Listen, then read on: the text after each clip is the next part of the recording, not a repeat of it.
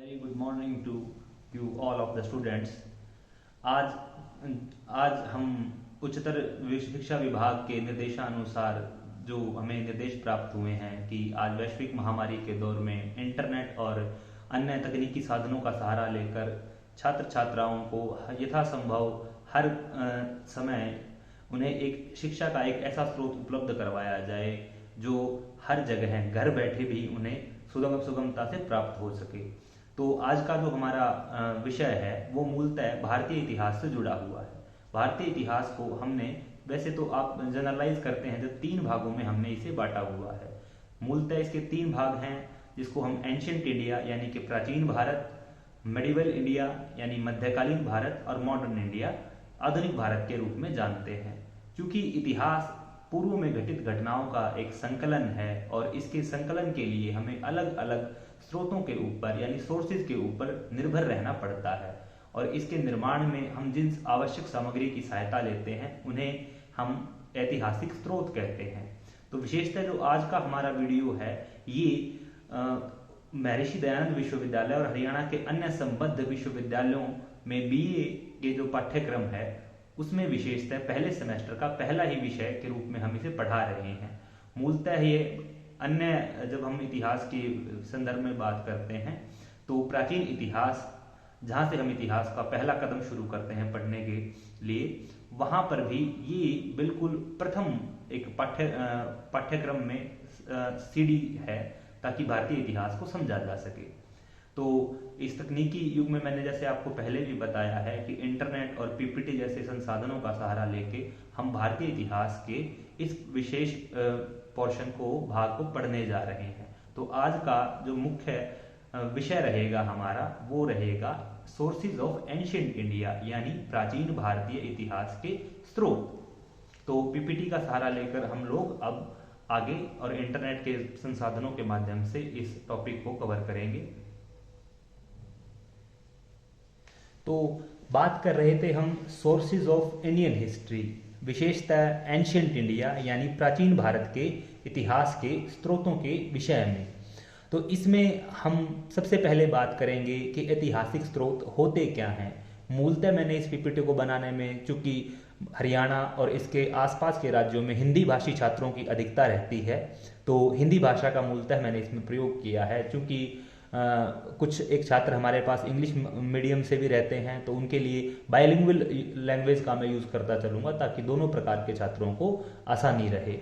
तो हम बात करते हैं शुरू sources of Indian history ancient Indian portion से। तो इसकी हम डेफिनेशन यानी परिभाषा की जब हम बात करते हैं तो सबसे पहली बात उठती है कि ऐतिहासिक स्रोत हैं क्या, विशेषतः किन्हें कहा जाए। तो इसके लिए एक परिभाषा है कि मानव समाज का इतिहास लाखों वर्षों के क्रमिक विकास का परिणाम है। बेसिकली जब हम इतिहास को पढ़ते हैं तो हम पढ़ते हैं उसमें मानव समाज का जो एक सोशल एवोल्यूशन हुआ है, एक एवोल्यूशन में उसके अंदर हम फिजिकल चेंजेस हैं, सोशल चेंजेस हैं, तमाम तरीके के जितने भी उसके जीवन में परिवर्तन आए हैं इनको हम विशेषतः अध्ययन करते हैं। और चूंकि ये घटनाएं भूतकाल में घटित हो चुकी हैं, यानी आज से इनके कुछ घटनाएं लाखों वर्ष पहले घटित हुई हैं यदि हम प्रागैतिहासिक काल की बात करते हैं, कुछ एक घटनाएं आधुनिक काल की भी हम यदि बात करते हैं तो वो आज से 70-80 साल पहले, मध्यकाल की बात करते हैं तो 500-700 साल पहले वो घटनाएं घट चुकी हैं। तो उन घटनाओं के समय में ऐसा कोई माध्यम रहे, ऐसा कोई विशेष वस्तु रहे जिससे हमें उस काल की जानकारी प्राप्त हो सकती है। तो वो कोई ना कोई मटेरियल रिमेन्स रहते हैं बेसिकली, जिसमें मैंने ये भौतिक अवशेषों का हिंदी माध्यम के छात्रों के लिए उपयोग किया है कि भौतिक अवशेष यानी मटेरियल रिमेन्स, मनुष्य के द्वारा जाने अनजाने में कुछ चीजें ऐसी छोड़ दी गई हैं जो हमें उस समय के इतिहास के विषय में जानकारी देते हैं। यदि हम पता करना चाहें कि अकबर के समय में विशेषतः क्या हुआ, तो अकबर के समय की कोई इमारतें रहेंगी या कोई कैसी पुस्तकें लिखी गई जो जाने में अनजाने में किसी तरीके से हमें उस समय के इतिहास की जानकारी दे देती हैं। तो उनके आधार पर ही आज हम बैठकर उस समय का इतिहास लिख पाते हैं। तो ये हिस्टोरिकल सोर्सेज यानी ऐतिहासिक स्रोत रहते हैं। तो ये है इनकी परिभाषा। फिर इनकी प्रकृति के ऊपर, इनके टाइप्स के ऊपर बात करते हैं कि इनका नेचर क्या होता है। Basically what are the types, how many are there types of the sources for the historical reconstruction यानी कि इतिहास की प्रकृति और इसके प्रकार क्या होते हैं।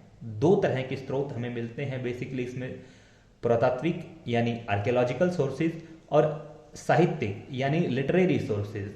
इसमें मैंने एक थोड़ा सा कोटेशन भी दिया है कि मानव द्वारा प्रयुक्त भौतिक अवशेष यानी जो मटेरियल रिमेन्स हमें मिलते हैं, बेसिकली मनुष्य ने जिन मटेरियल रिमेन्स को यूज़ किया है, गुड्स को, थिंग्स को उसने अपने पर्पसफुली अनपर्पसफुली यूज़ किया है और वो किसी भी मीडियम से हमें इंफॉर्मेशन दे पा रहे हैं कि उस समय की लाइफ कैसी रही होगी, समाज कैसा रहा होगा। तो basically they are in the nature of archaeological sources.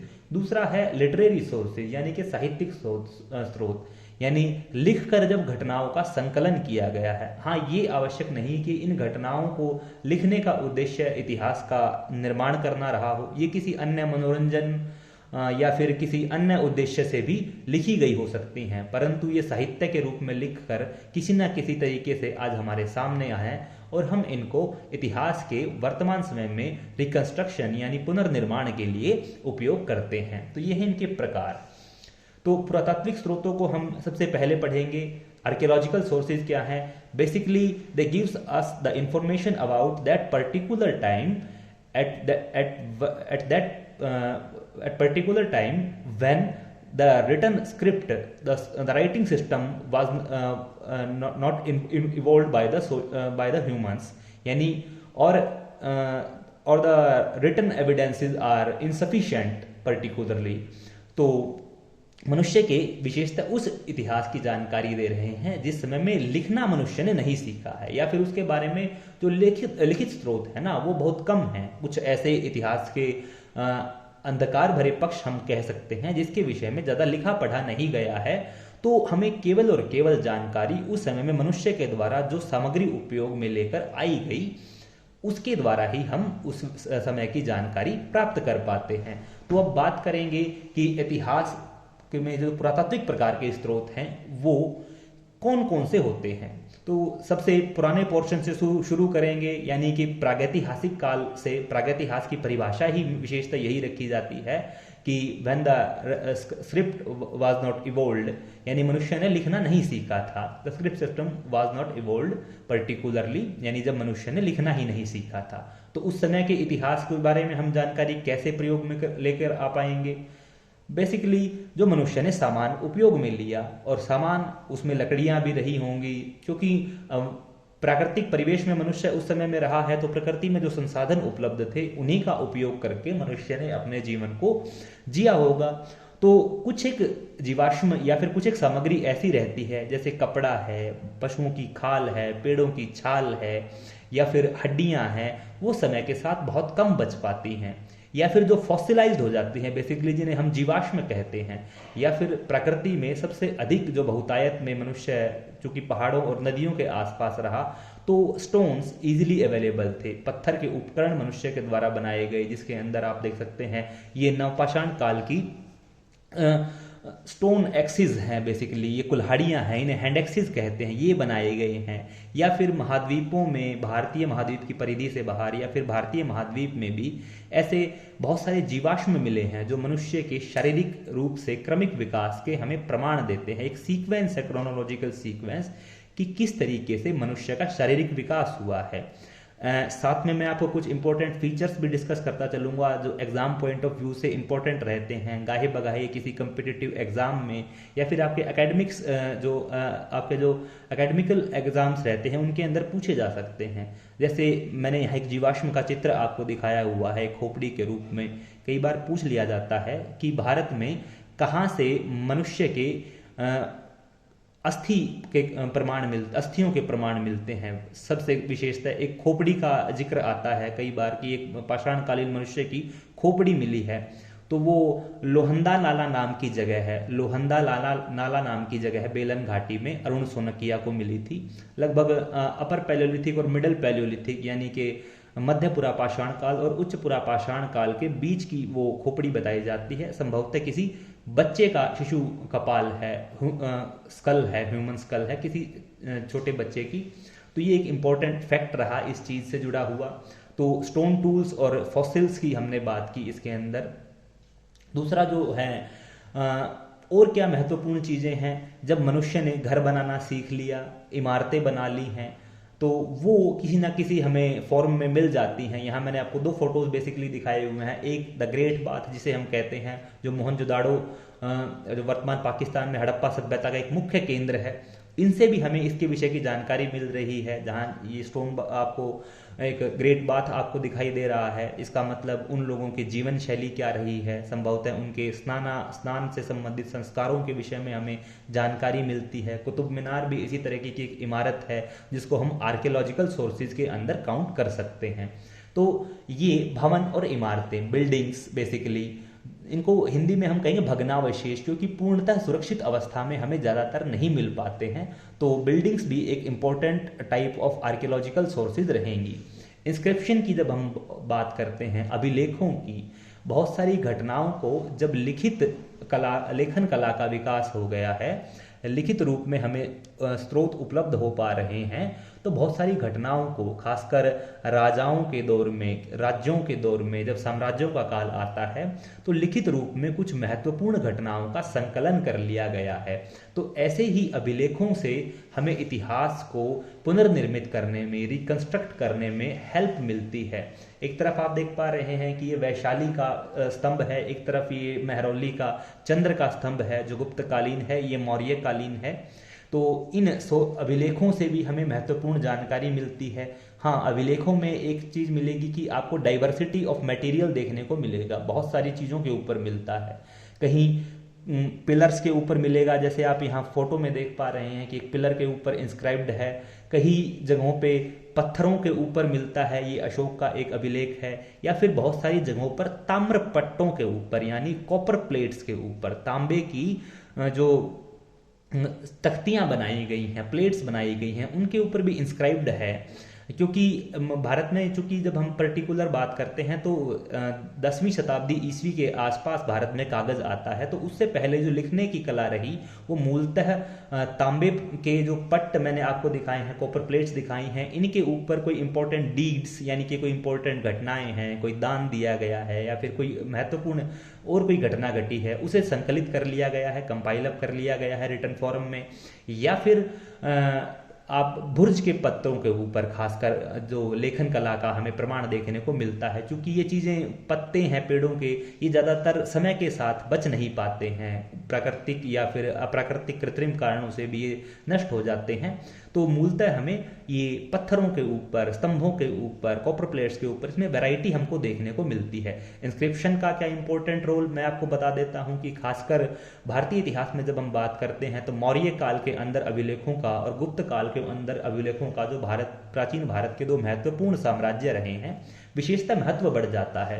यदि हम अशोक की बात करें तो अशोक के इतिहास के जो अन्य स्रोत हैं, लिटरेरी सोर्सेज की विशेषता हम बात करते हैं, साहित्यिक स्रोतों की, तो बहुत कम मिल पाते हैं। मूलतः हमें उनके इतिहास के लिए और खासकर उनके साम्राज्य की सीमा निर्धारण के लिए, उनकी बाउंड्रीज को एक तरीके से ड्रा करने के लिए दोबारा हमें अभिलेखों के ऊपर ज़्यादातर निर्भर रहना पड़ता है। जहाँ एक तरफ अफगानिस्तान में लगमान जैसी जगहें हैं जहाँ से उनके अभिलेख मिल रहे हैं, दूसरा कर्नाटका तक उनके अभिलेख मिल रहे हैं, बांग्लादेश में महास्थान और सोहगोरा नाम की दो जगहें हैं जहाँ से विशेषतः अशोक के राज्य में अकाल पड़ने के जैसे हमें प्रमाण मिलते हैं। भारतीय इतिहास में यदि अभिलेखों का महत्व ना अगर गिना गया होता तो ना तो हमें कलिंग के युद्ध के बारे में पता चल पाता, क्योंकि कलिंग के युद्ध का एकमात्र जो सोर्स है, स्रोत है, हमें अशोक के शाहबाजगढ़ी के ही अभिलेख से मिलता है। ये इंपॉर्टेंट एक फैक्ट है, आप इसको नोट कर सकते हैं।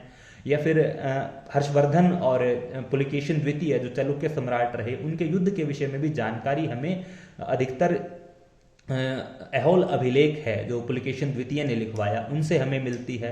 इसके अतिरिक्त बहुत सारे अनुदानों की, बहुत सारी महत्वपूर्ण घटनाओं की, प्रयाग प्रशस्ति जो समुद्रगुप्त ने लिखवाया, वो एक इम्पॉर्टेंट इंस्क्रिप्शन है इंडियन हिस्ट्री की जब हम लोग बात करते हैं। इसके अलावा लेखन कला शैली का भारत में किस प्रकार से विकास हो रहा है, इसमें भी इंस्क्रिप्शन एक इम्पॉर्टेंट रोल प्ले करते हैं। इसके अतिरिक्त सिक्के एक बहुत महत्वपूर्ण एक सोर्स हैं हिस्टोरिकल रिकंस्ट्रक्शन का, आर्कियोलॉजिकल नेचर में। सिक्कों के विषय में भी बहुत सारी एक इम्पोर्टेंट फीचर ये है कि बहुत सारी जगहें ऐसी हैं, बहुत सारे वंश ऐसे हैं भारतीय इतिहास के कालक्रम को जब हम देखते हैं जिनके विषय में ना तो हमें अभिलेख मिल पाते हैं, ना साहित्य के अंदर बहुत ज़्यादा हमें वर्णन मिल पाता है। खासकर मैंने एक जो सिक्का यहाँ पीपीटी में दिखाया हुआ है, ये इंडो ग्रीक शासकों का है, हिंद यमन शासकों का है। अफगानिस्तान के आसपास के क्षेत्र में, जिसे उस समय में बैक्ट्रिया कहा गया, वहाँ पर हिंद यमन शासकों से जो यूनानी शासकों की एक भारतीय शाखा रही, उनका काफ़ी समय, लंबे समय तक साम्राज्य रहा। लेकिन उनकी वंशावली के विषय में, उनके जो एक क्रोनोलॉजिकल ऑर्डर है of the rain of the Kings, उसके विषय में हमें ज़्यादा इंपॉर्टेंट जानकारी और सोर्सेज की बजाय जितनी सिक्कों से मिल पाती है उनके रिकंस्ट्रक्शन की, वो बहुत इंपॉर्टेंट है। सिक्के तो भारतीय इतिहास के पुनर्निर्माण में, रिकंस्ट्रक्शन में इंपॉर्टेंट रोल प्ले कर रहे हैं। इसके अतिरिक्त ट्राइबल किंगडम्स हम लोग इन्हें भारतीय इतिहास में संज्ञा देते हैं, नाम देते हैं, जिन्हें हम स्थानीय शासकों का दौर कहते, स्थानीय कबीलाई राज्यों का दौर कहते हैं, जिनके अंदर यौधेय, कुणिंद जैसे राज्य आते हैं, जो गुप्त काल से और मौर्य काल के बीच में भारतीय, खासकर उत्तर पश्चिमी भारत और उत्तर भारत के अंदर सक्रिय रहते हैं। उनके विषय में भी हमें साहित्य के अन्य स्रोतों की तुलना में सिक्कों से बहुत बेहतर जानकारी मिल पाती है। तो सिक्के इतिहास के एक पुनर्निर्माण का बहुत इंपॉर्टेंट सोर्स हैं रिकंस्ट्रक्शन का। इसके अलावा है मटेरियल रिमेन्स। मनुष्य ने कोई कलाकृतियाँ बनाई हैं या उनके दैनिक जीवन में, उनके daily life, day to day life में कोई यूजेज में ली जाने वाली मूलतः चीज़ें हैं, जिसके अंदर आप देख सकते हैं कि बर्तन हैं विशेषतः, खासकर पुराने समय में धातुओं के या फिर पकी मिट्टी जिसे हम टेराकोटा कहते हैं, उनके बर्तन बनाए गए या कोई कलाकृतियाँ बना दी गई। ये मौर्य काल की यक्षी जो बिहार क्षेत्र से मिलती है, उनका फोटो है। ये हड़प्पा काल की मोहरे हैं, जिन्हें सील्स हम कहते हैं, बेसिकली खिलौने मनुष्य के द्वारा बनाए गए खासकर। तो material remains, day to day life में कुछ चीज़ें प्रयोग में लेकर आई गई, कलाकृतियाँ बना दी गई, बर्तनों का हम इस संदर्भ में बात कर सकते हैं। तो ये भी हमें उस समय के इतिहास की, खासकर जो डेली लाइफ है उसके विषय में, या फिर उनकी ऑर्नामेंटल लाइफ है, आभूषण गहने भी बहुत सारी जगहों पर हमें मिलते हैं, तो उनकी डेली लाइफ के विषय में, उनका जीवन का स्तर क्या रहा होगा, तो एक इम्पॉर्टेंट रोल प्ले करते हैं। तो इस तरीके से मटेरियल रिमेन्स हैं, जो भौतिक अवशेष हैं, जो हमें विभिन्न खुदाइयों से प्राप्त होते हैं, खासकर ये एक इम्पॉर्टेंट सोर्स हैं हिस्टोरिकल रिकंस्ट्रक्शन का। बात करते हैं फिर साहित्य की, यानी जब मनुष्य ने लिखना सीख लिया है। भारतीय उपमहाद्वीप के संदर्भ में हम बात करते हैं तो लिखावन जो लेखन कला है उसका विकास हड़प्पा काल के दौरान होता है। खासकर विकसित हड़प्पा काल के अंदर आप prominently you can found the written samples of the on various things, pottery के ऊपर, सील्स के ऊपर आपको लेखन के उदाहरण देखने को मिलते हैं। पर उसके साथ समस्या यह है कि हम उसे आज तक डेसिफर नहीं कर पाए हैं, पढ़ नहीं पाए हैं। तो जब साहित्य की हम बात करते हैं तो हम वैदिक काल से साहित्यिक स्रोतों को काउंट करना शुरू करते हैं। तो इनके अंदर बेसिकली क्या रहते हैं, कुछ साहित्य धर्म से प्रेरित होकर लिखा गया है, कुछ आसपास के जो वातावरण है उनसे प्रेरित होकर लिखा गया है, या फिर बहुत सारे लोगों को घूमने का, फिरने का पर्टिकुलर कोई उद्देश्य रहा है, धार्मिक उद्देश्य रहा है, राजनीतिक उद्देश्य रहा है। There can be different purpose of visiting various persons in the various phases of the time, so they wrote down the various things about a particular area, a particular dynasty or a king। तो उन्होंने अपने अपने अनुभवों को compile up किया है, संकलित किया है, जिनके विषय से हमें बहुत सारी जानकारियाँ मिलती हैं। सो देर आर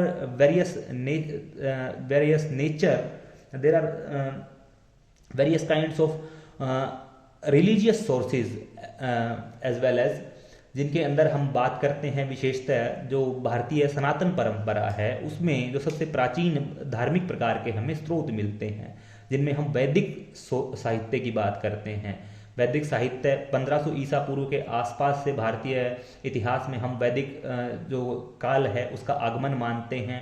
उनके जब सोर्सेज की बात करते हैं तो सबसे महत्वपूर्ण हैं जो 4 वेद हैं, ऋग्वेद, सामवेद, यजुर्वेद और अथर्ववेद। ये इतिहास के वैदिक इतिहास के सबसे प्राचीनतम और महत्वपूर्ण स्रोत हैं। इनमें ऋग्वेद सबसे प्राचीनतम है। इंपॉर्टेंट फैक्ट ये रहेगा, आप गायत्री मंत्र की जो रचनाएं हैं, आप स्कूल में कॉलेजेस में आपने प्रेयर्स के दौरान रिसाइट किया है बार बार। ऋग्वेद में गायत्री मंत्र चौथे मंडल में मिलता है।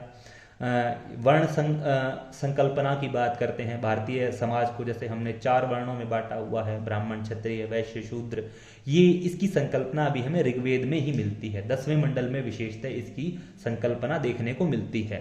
सामवेद, यजुर्वेद, संगीत के विषय में जानकारी हमें सामवेद से मिलती है। यज्ञों के विषय में जानकारी हमें अथर्ववेद से मिलती है। इसके अतिरिक्त वेदांग हैं, वेदों की सरल भाषा में व्याख्या की गई है। इन्हें 6 संख्या में बताया गया है। शिक्षा, व्याकरण, छंद, निरुक्त, ज्योतिष और कल्प, इस तरीके से इन्हें वेदांगों को वैदिक साहित्य का एक भाग माना जाता है। और इसके अतिरिक्त ब्राह्मण ग्रंथ हैं। ब्राह्मण ग्रंथ यानी एक तरीके से आप अगर सामान्य भाषा में समझना चाहेंगे तो हेल्प बुक हो सकती हैं। इन्हें आप सहायक पुस्तकें कह सकते हैं, क्योंकि वेदों को काफ़ी क्लिष्ट भाषा में लिखा गया, बहुत ही क्लिष्ट भाषा में संकलन होने के कारण तो हर व्यक्ति को इन्हें पढ़ पाना आसान नहीं था, तो इन्हें आसान भाषा में लिखने के लिए ब्राह्मण ग्रंथों में इनकी व्याख्या कर दी गई। हर एक वेद का अपना अलग अलग ब्राह्मण ग्रंथ मिलता है, जिनमें ऐत्रेय ब्राह्मण, शतपथ ब्राह्मण, तैत्तिरीय ब्राह्मण जैसे ग्रंथ निकल कर आते हैं। उपनिषदों का एक भारतीय प्राचीन इतिहास में अधिक से महत्व है। उपनिषद यानी उप और निषद, पास बैठकर लिखना। चूंकि भारतीय इतिहास में प्राचीन काल से ही गुरुकुल परंपरा रही है, जहाँ जंगलों में गुरु के पास बैठकर शिष्यों ने मौखिक रूप से they basically orated all the knowledge to their students, तो उनके छात्रों ने उनको कंपाइल अप कर लिया, उनको लिखना सीख लिया। तो गुरु के समीप बैठकर जो ज्ञान लिखा गया उन्हें उपनिषद कहा गया। ये संख्या में 108 मिलते हैं। तो उपनिषदों के अतिरिक्त पुराण हैं, महाकाव्य हैं। पुराणों के संदर्भ में 18 पुराण हैं। विशेषतः इनकी रचना मौर्य काल के बाद और गुप्त काल के आसपास शुरू होती है। पुराणों की विशेषता यह है कि इसमें भारतीय इतिहास से संबंधित प्राचीन काल में जितने राजवंश हुए हैं उनके विषय में बहुत सारी जानकारियां मिलती हैं। राजवंशों का इतिहास विशेषतः इसमें मिलता है, जैसे गरुड़ पुराण में, मत्स्य पुराण में मौर्य काल के विषय में विशेषतः जानकारी मिलती है। तो अलग अलग पुराणों की संकल्पनाएं दी गई हैं। महाकाव्यों की जब हम बात करते हैं तो रामायण और महाभारत प्राचीन भारतीय इतिहास में 2 एपिक्स जिन्हें कहा जाता है, वो हैं जिन्हें जो भारतीय इतिहास की रिकंस्ट्रक्शन में, whether it is social history, whether it is political history, whether it is religious history, they are a useful source in the reconstruction of that particular phase. तो रामायण और महाभारत भी भारतीय इतिहास के संकलन के महत्वपूर्ण स्रोत हैं, जिन्हें महाकाव्यों की संज्ञा दी गई है। इसके अतिरिक्त भारत में वैदिक धर्म के या ब्राह्मणीय धर्म के अतिरिक्त बहुत सारे धर्म अलग अलग समय पे फैले हैं। बुद्धिज्म है, जैनिज्म है, इस्लाम भारत में आया है समय समय पर। तो कुछ धर्म ऐसे हैं जो भारत में ही इनका उदय हुआ है, कुछ धर्म बाहरी देशों से भारत में प्रवेश किए हैं। तो इसमें बुद्ध साहित्य जो वैदिक साहित्य के बाद प्राचीन माना जाता है, उनका भी एक अपना इम्पोर्टेंट है। तो बेसिकली इसके जो स्रोत हैं उनमें त्रिपिटक ग्रंथ महत्वपूर्ण है। बेसिकली लिटरेरी जब हम इनका अर्थ निकालते हैं, it mean Tripitaka means the 3 baskets, 3 टोकरियों के अंदर बेसिकली क्या किया था, after the death of Buddha ना, the various councils summit were called up and they compiled all the wisdom given by the Buddha and other Buddhist scholars, and they compiled them into 3 parts and they put them in the baskets. तो समितियां बुलाई गई जिन्हें हम बौद्ध संगीतियां कहते हैं। अलग अलग संगीतियां कोई आपको पाटलिपुत्र में देखने को मिलेंगी, कोई कुंडलवन कश्मीर में देखने को मिलती हैं। तो इस तरीके से 3 बुद्ध ग्रंथों का संग्रह किया गया, जिसमें विनय पिटक, सुत पिटक और अभिधम पिटक 3 टोकरियों के अंदर इनका संकलन किया गया। तो ये बुद्ध साहित्य के, इसके अतिरिक्त दीपवंश और महावंश जैसे ग्रंथ हैं। सिंहली अनुश्रुतियां हैं, सिंहली स्टोरी टेल्स हैं जो लिखी गई श्रीलंका के आसपास उस समय में, जिस समय में बौद्ध धर्म वहाँ फैल जाता है। विशेषतः आप जब श्रीलंका में बुद्ध धर्म की खोज देखते हो तो खासकर वहाँ पर नाम आता है सम्राट अशोक का। मौर्य काल में अपने पुत्र महेंद्र और संघमित्रा को भेजते हैं, सिंघल द्वीप के नाम से जगह का नाम मिलता है, स्वर्ण भूमि का जिक्र करते हैं, तो उनको वहाँ भेजा जाता है जिस समय में वहाँ बुद्धिज़्म के फैलने के हमें एविडेंसेस मिलते हैं हिस्टोरिकल। इसके अतिरिक्त जातक कथाएं हैं, द जातका टेल्स, यानी बुद्ध के पूर्व जन्मों की घटनाओं का संकलन किया गया है। They are 549 in the numbers, 549 हैं। तो इनसे भी हमें बौद्ध धर्म और भारतीय प्राचीन इतिहास के विषय में जानकारी मिलती है। जैन साहित्यों की बात जब करते हैं तो आगम ग्रंथ इनमें महत्वपूर्ण भूमिकाएं निभाते हैं। जैन साहित्य obviously they are a contemporary और they are contemporary religions, both Buddhism and Jainism, तो but they have a different ideology basically, so they compiled their history in a different approach particularly, even the language is different, जहाँ आपको भाषाओं की विविधता देखने को मिलेगी। पाली का प्रयोग आपको बुद्ध ग्रंथों में मिलेगा, प्राकृत भाषा का प्रयोग आपको जैन ग्रंथों में देखने को मिलता है। तो आगम ग्रंथ, मंजूश्री, मूल, कल्प जैसे महत्वपूर्ण ग्रंथ हैं जिनसे हमें जैन साहित्य के विषय में जानकारी मिल रही है। फिर कुछ हैं ऐतिहासिक और अर्ध ऐतिहासिक साहित्य, basically historical and the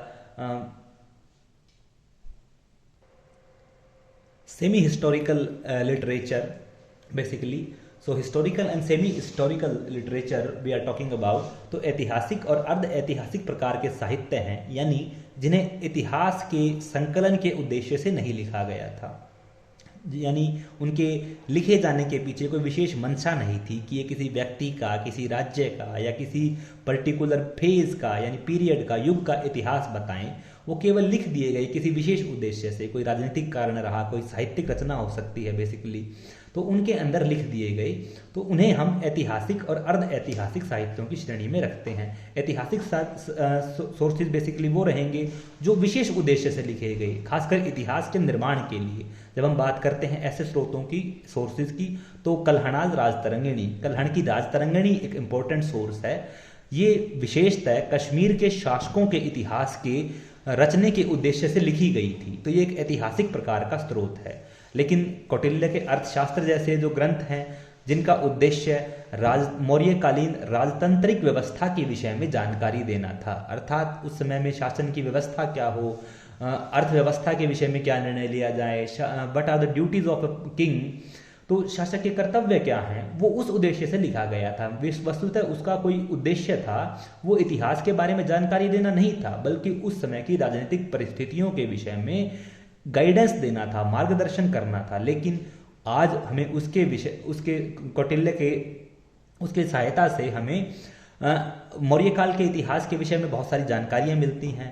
what would have been the particular nature of the kingdom at that time, what was the role of the king at that time, spy system, basically military system, everything particularly related to the Mauryan period. We can reconstruct the history of that phase by reading out the Kautilya's Arthashastra. तो कौटिल्य का अर्थशास्त्र है, ये एक अर्ध ऐतिहासिक प्रवृत्ति का साहित्य माना जाता है, क्योंकि इसका उद्देश्य इतिहास लिखने के उद्देश्य से, संकलन के उद्देश्य से नहीं था। लौकिक साहित्य की जब हम लोग बात करते हैं, रीजनल हिस्ट्री लिखी गई है बेसिकली, लोक घटनाओं से प्रभावित होकर, चाहे वो ड्रामा हो सकता है, फिक्शन हो सकता है, पर्टिकुलर किसी इंसिडेंट का, किसी पर्सनैलिटी का, उसके अंदर कोई इंसिडेंट्स का कोई उसके अंदर डिस्क्राइब करना है, उसको तरीके से बताना है, तो वो कोई बुक्स लिखी, कंपाइल अप कर दी गई, तो they helps us to reconstruct the history, the various phases of history. इसमें एक सोर्स आप ले सकते हैं, पृथ्वीराज रासो की चंद्रबरदाई है। जैसे चंद्रबरदाई ने पृथ्वीराज तृतीय, जिसको आप पृथ्वीराज चौहान के रूप में जानते हैं, उनके विषय में एक पुस्तक लिखी थी। खासकर इसमें उनके जन्म, उनकी शादी, महारानी संयोगिता से, बाद में मोहम्मद गौरी के साथ होने वाले युद्धों के विषय में, basically he was praising his master at all. तो लेकिन उसका उद्देश्य भले ही कुछ अलग रहा हो, लेकिन हमें चौहान वंश के और पूर्व मध्यकालीन अर्ली मेडिवल इंडिया के संदर्भ में जब हम विशेषता बात करते हैं, तो हमें एक इम्पोर्टेंट एक सोर्स के रूप में पाते हैं हम पृथ्वीराज रासो को। मेघदूत लिखा कालिदास ने, कुमार संभव लिखे, रघुवंश लिखा, बहुत सारे इन्होंने ग्रंथ लिखे। चाहे वो नाटक लिखे गए, साहित्य के कारण लिखे गए, लेकिन गुप्त काल के विषय में हमें महत्वपूर्ण जानकारियां मिलती हैं उस समय के समाज के विषय में। Particular to the females, dancers हैं, there are prostitutes, there are spies particularly in the Gupta period. तो इनके साहित्य में जब वर्णन मिलते हैं कि महिलाएं क्या क्या काम कर रही हैं, तो they helps us to reconstruct the social history of that particular phase in the Gupta period. तो सो दे हेल्प्स अस ना। So this is important type of literary sources. दूसरा जो इतिहास का स्रोत है, विदेशी वृत्तांतों की जब हम बात करते हैं, विदेशी लोग हैं, फॉरेनर्स हैं, they visited India in the various phases during the ancient times. तो उनमें यूनानी इतिहासकारों का सबसे पहले हम जिक्र करते हैं। ऐसे इतिहासकारों में सबसे पहले हम नाम लेते हैं मेगास्थनीज का, जो मौर्य काल में भारत में आते हैं। इंडिका नाम की बुक अपनी कंपाइल अप करते हैं।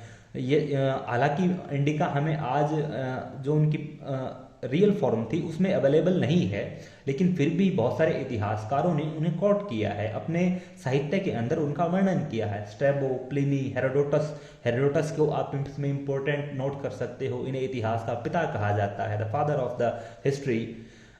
ही wrote down his book name is named Historica. उन्होंने हिस्ट्री शब्द का सबसे पहला प्रयोग किया है। Pliny written a book natural history. जैसे प्लिनी भारत के संदर्भ में वर्णन करता है, खासकर प्लिनी द एल्डर, वो रोम और भारत के बीच में होने वाले व्यापार को बताते हुए कहता है कि भारत एक ऐसा समुद्र है जहां सारी नदियां आती हैं दुनिया की और अपना धन बहाकर जमा कर देती हैं, और वो धन वहां से निकल नहीं पाता है।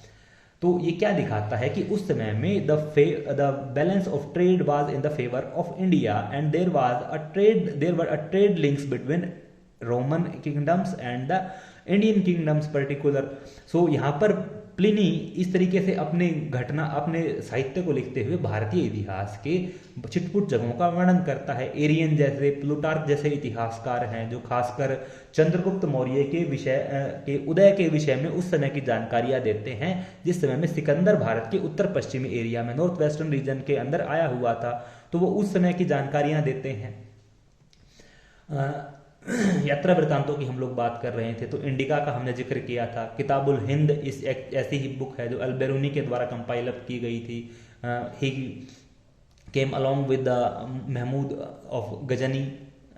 we know him as the Mahmud Ghazanvi when he invaded India. So Al-Biruni came along with him and compiled up his book about the India.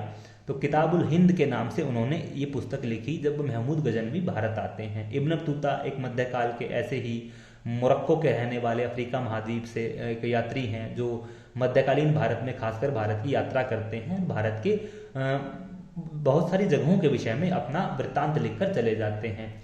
चीनी यात्री, basically the Chinese also visited India in the various times. Among them 3 or 4 are the major important particularly. The first one is the Fahien जो मौर्य काल चंद्रगुप्त के काल में गुप्त काल में चंद्रगुप्त के काल में भारत में आता है और कुछ समय भारत में बिताकर जाता है और गुप्तों के राज्यों के विषय में पूरा का पूरा वो इतिहास लिखकर जाता है। वेइनसांग इज अनदर वन इम्पोर्टेंट। मैंने फोटो यहाँ पर इनका लगाया हुआ है। द प्रिंस ऑफ पिलग्रिम्स, यात्रियों के राजकुमार की संज्ञा इन्हें दी गई है।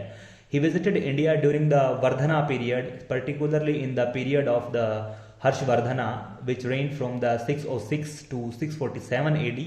606 से लेकर 647 ईस्वी तक हर्षवर्धन भारत में शासन करते हैं। तो उनके शासन के अंदर बहुत लंबा समय भारत में बिताकर जाते हैं चीन से आए हुए यात्री। इस सिंह भी एक महत्वपूर्ण यात्री हैं। इनकी पुस्तक है वेइनसांग की सी यू की। फाहियान की पुस्तक का नाम है फा को की। ये दोनों जो प्रश्न हैं ये बहुत बार कम्पिटिटिव एग्जाम्स में और आपके एकेडमिक्स के जो एग्जाम्स रहते हैं रेगुलर, उनके अंदर भी बहुत बार पूछे गए हैं।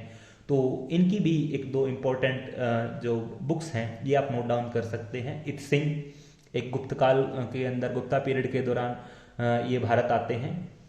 तिब्बती यात्रियों की बात करते हैं तो इसमें हमें केवल एक व्यक्ति का नाम इम्पोर्टेंट मिलता है, लामा तारानाथ, जो 11th और 12th सेंचुरी के आसपास संभवतः भारत की यात्रा करते हैं। He visited at that time in India and he compiled 2 books, Kangyur and Tengyur. Kangyur और तंग्यूर नाम की दो पुस्तकों की इन्होंने रचना की, जिसमें ये भारत के तत्कालीन धार्मिक राजनीतिक परिस्थितियों का वर्णन करते हैं। तो Tibetans also visited to India and the particularly Arabs. अरब लोग भारत में आते हैं, जिनमें सुलेमान, अल-बिरूनी, बैहाकी जैसे इतिहासकार रहते हैं। सुलेमान जैसे खासकर भारतीय इतिहास का जब वर्णन करते हैं तो वो प्रतिहारों के साम्राज्य का, खासकर मिहिर भोज के समय का वर्णन करते हैं, उनके समय में होने वाले व्यापार का वर्णन करते हैं, और प्रतिहारों के द्वारा जो नॉर्थ वेस्टर्न बॉर्डरलैंड्स थे वहाँ पर जो इस्लामिक इन्वेजन्स थे उनको जो चुनौती दी जा रही थी उनके विषय में लिखते हैं। अल-बिरूनी के विषय में मैंने आपको पहले ही बताया है कि किस तरीके से उन्होंने भारतीय इतिहास के बारे में लिखा है, अपनी पुस्तक किताबुल हिंद में लिखा है। तो ये रहेंगे हिस्टोरिकल रिकंस्ट्रक्शन के सोर्सेज, यानी प्राचीन भारतीय इतिहास के स्रोत रिविजिट करते हुए मैं आपको बताता हूँ कि दो प्रकार के स्रोत हैं, पुरातात्विक और साहित्यिक स्रोत, जिसका मैंने बताया आर्कियोलॉजिकल सोर्सेज और लिटरेरी सोर्सेज। उनके वेरियस फॉर्म्स हैं, मटेरियल रिमेन्स हैं, या फिर कुछ ऐसी चीज़ें हैं जो कंपाइल अप कर ली गई हैं। तो basically they are the major sources for the reconstruction of the ancient Indian history. So all is in the end is a thanks to all of you, all of the students. That's it from today's lecture. आज के lecture में सिर्फ इतना ही रहेगा। धन्यवाद।